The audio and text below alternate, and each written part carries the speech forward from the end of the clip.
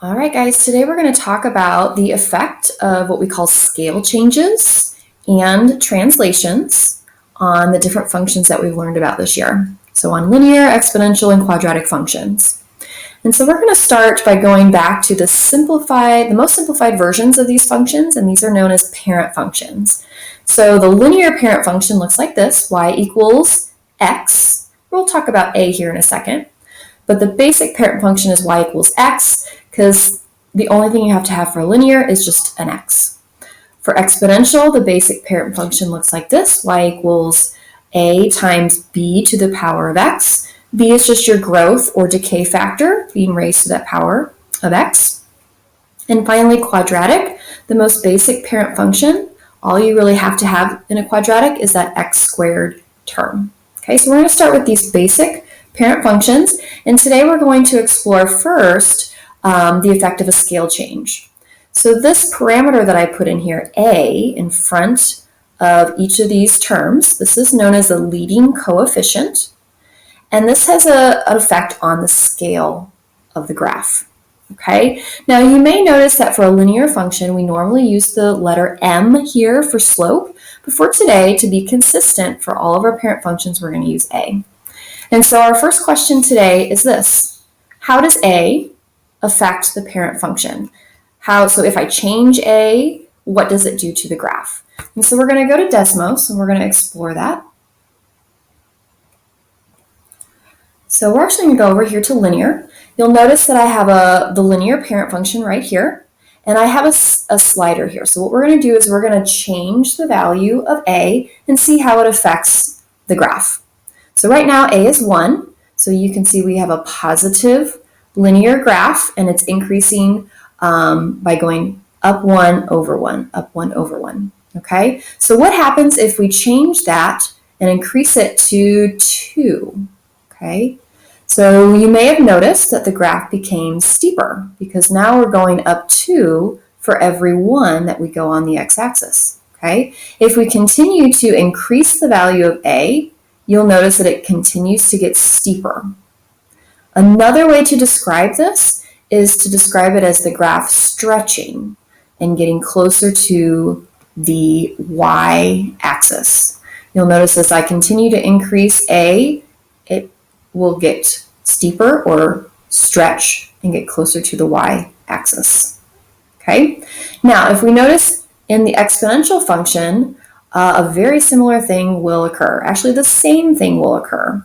If I increase the a value, it is moving up the y-intercept is changing,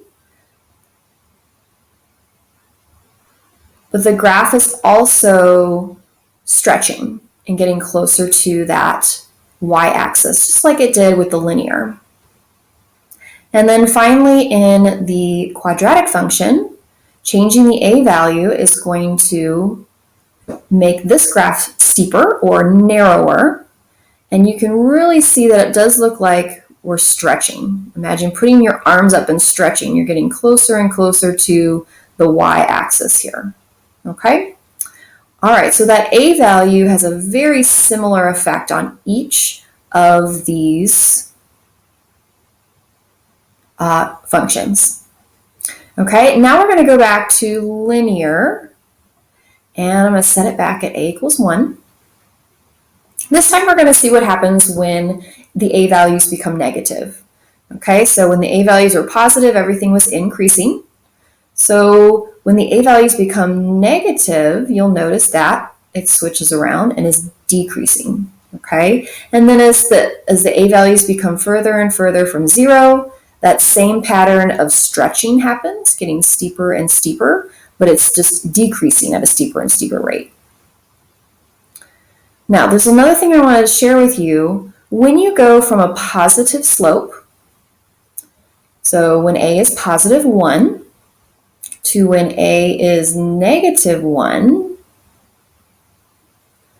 what really is happening here is there is a reflection over the x-axis. Okay, so go back to 1 here. What you're going to notice is that when I change the slope to a negative 1, this piece of the line is going to literally flip and reflect over the x-axis and be down here. And this portion of the line is going to do the same. It's going to flip or reflect and move up here. Okay, so we'll watch that again. Okay, so it reflected over.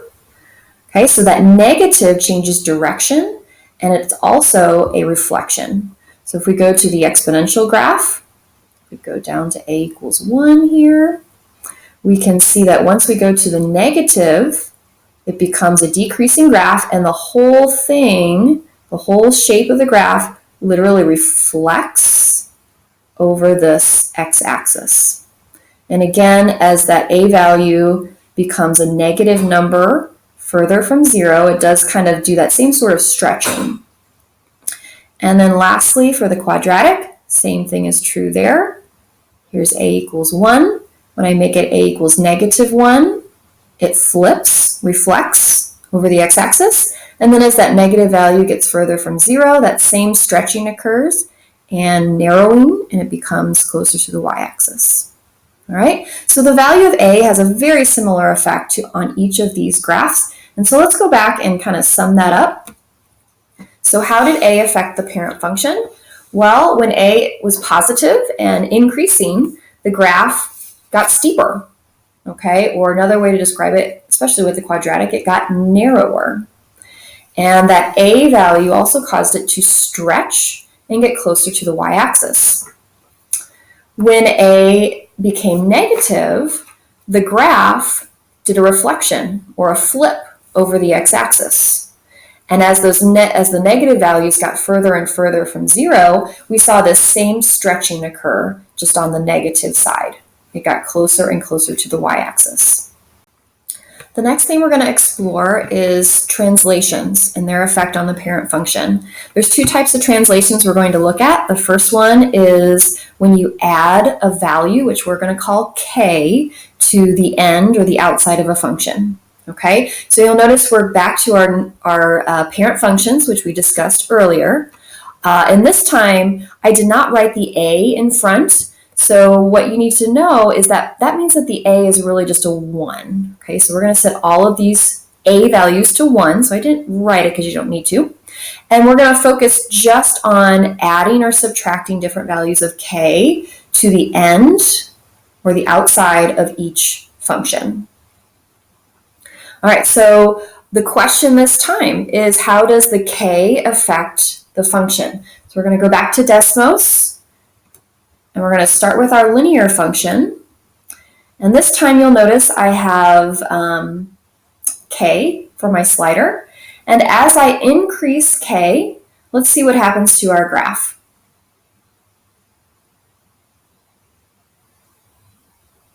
Okay, so hopefully you're noticing that the graph is just being shifted up. Okay, if I go back to k equal to 1, you should notice that the y-intercept is at 1. And if I go to k equal to 2, so I'd be adding 2 at the end of this function, the graph just shifts up to the value of 2 here. Okay, so if I start back at 0, this is where we would start. If x plus 0 means that it's going right through 0 as its y-intercept, x plus, let's go up to maybe 5, means that whole graph has been shifted up and is going through the y-intercept of 5 and so on. So by adding that value of k, it is just shifting the graph up to that location on the y-axis. Now, if we instead go the other direction, start back at 0 here, if we were to subtract 1, so x minus 1, we would shift down to -1 on the y-axis. And if we were to subtract more, again, we would just be shifting down to that specific location on the y-axis. Okay, so you're probably already familiar with this part being the y-intercept of a linear equation. And so just the process of changing this is just doing a shift up or down the y-axis. If we go to our exponential graph, if we add k here, you will also notice if I add 1, you'll see that the asymptote, or the line that it's getting closer and closer to, is at that value, x equals to 1. Okay, as I increase that k value, again, the graph is shifting up, and the location of the asymptote is equal to where k is. So in this case, k is 4, and if you imagine a horizontal line going through here, it would be going through the y-axis at 4. That's the location of the asymptote. And each time I increase k, it shifts it up and increase the location of the asymptote.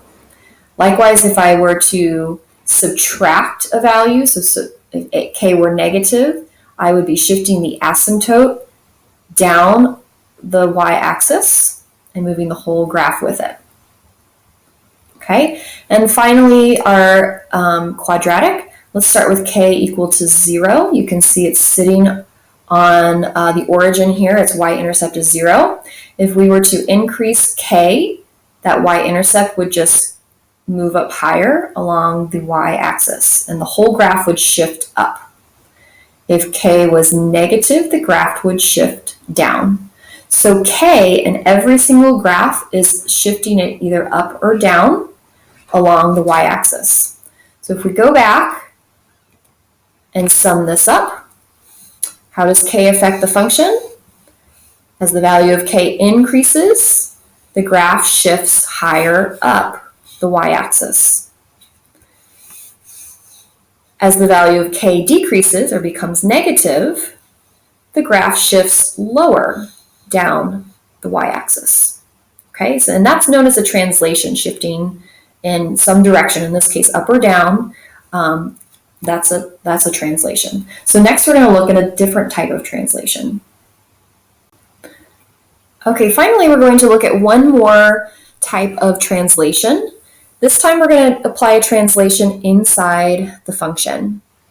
In the previous investigation, we were adding k to the outside of the function, which meant that after we were taking b to the power of x, we were then adding k on the outside of the function. And likewise, we were adding k over here on the outside of our quadratic function.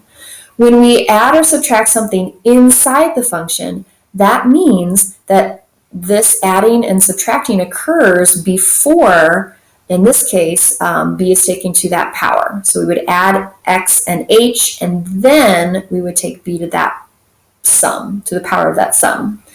So that's happening inside the function. Here, we would have to add h with x before we squared that value. So again, that's the difference between doing something inside the function versus outside the function. So we're going to look at adding different values of h inside each of these functions. It doesn't really work for linear, so we're going to just focus on exponential and quadratic. And our question this time is, how does h affect the function? So we're going to go over to Desmos again, and I'm going to kind of go fairly quickly with the slider. H right now is at 0. Okay, so this is just our parent function. As I increase h, did you notice that the whole graph translated or shifted to the left? Okay, now if I decrease h, so I'm going to go back to 0 again. Okay, if I were to instead subtract h, or if h were negative, look what happens. It shifts to the right, which is a little bit counterintuitive. Okay, so again, we'll start at 0.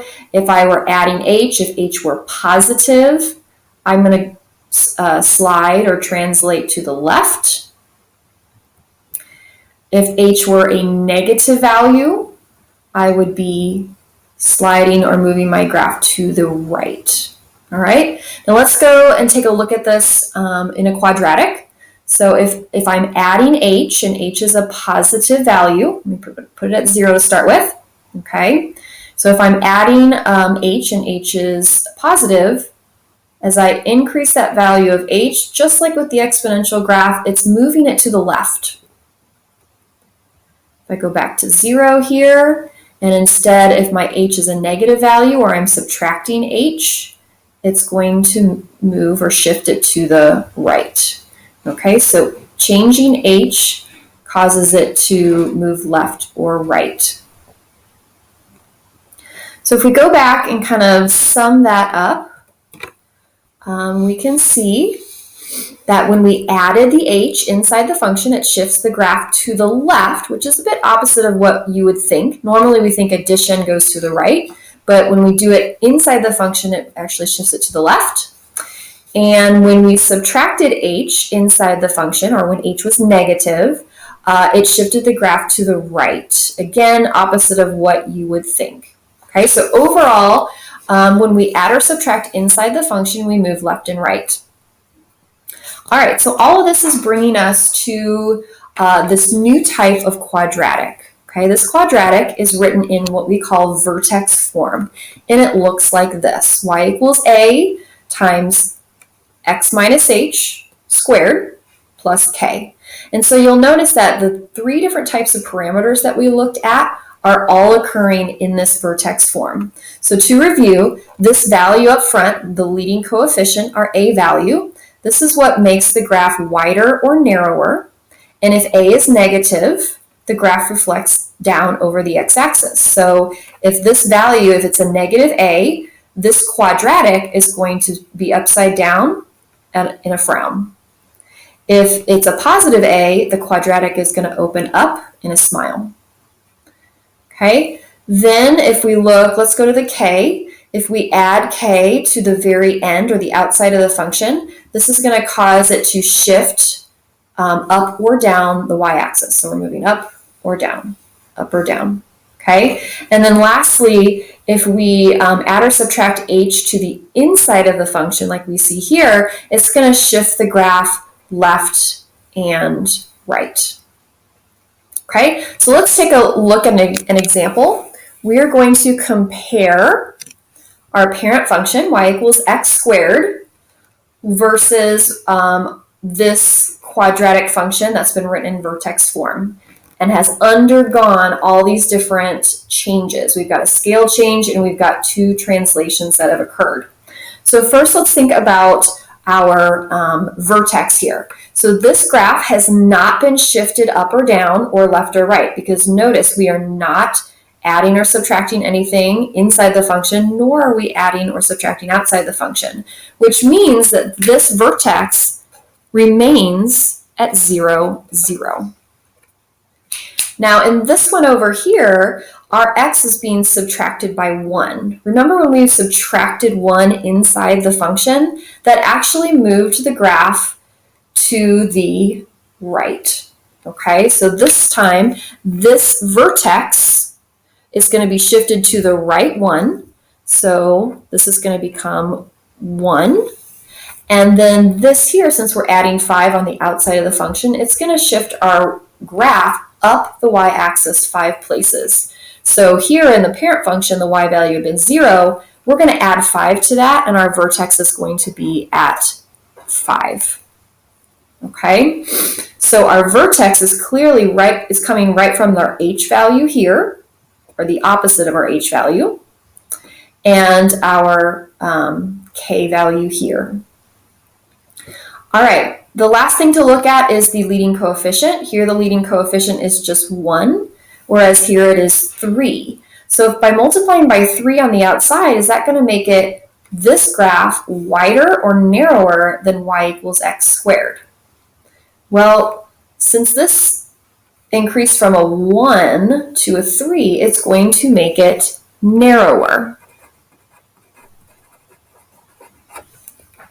Now we can check our work by going to Desmos.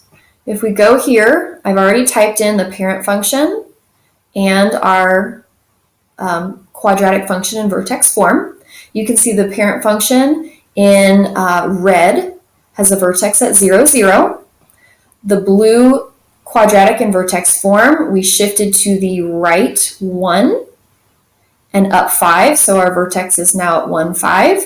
And you can see that the graph is narrower, and that is because the leading coefficient is 3 instead of 1. So we increased to 3 and we became steeper or narrower. Okay, and I can zoom out and you can see that in this picture as well. All right, so in today's practice, you are going to be working with a lot of equations in this new quadratic vertex form and showing that you understand what each of these different values, the A, the H, and the K, do to the graph.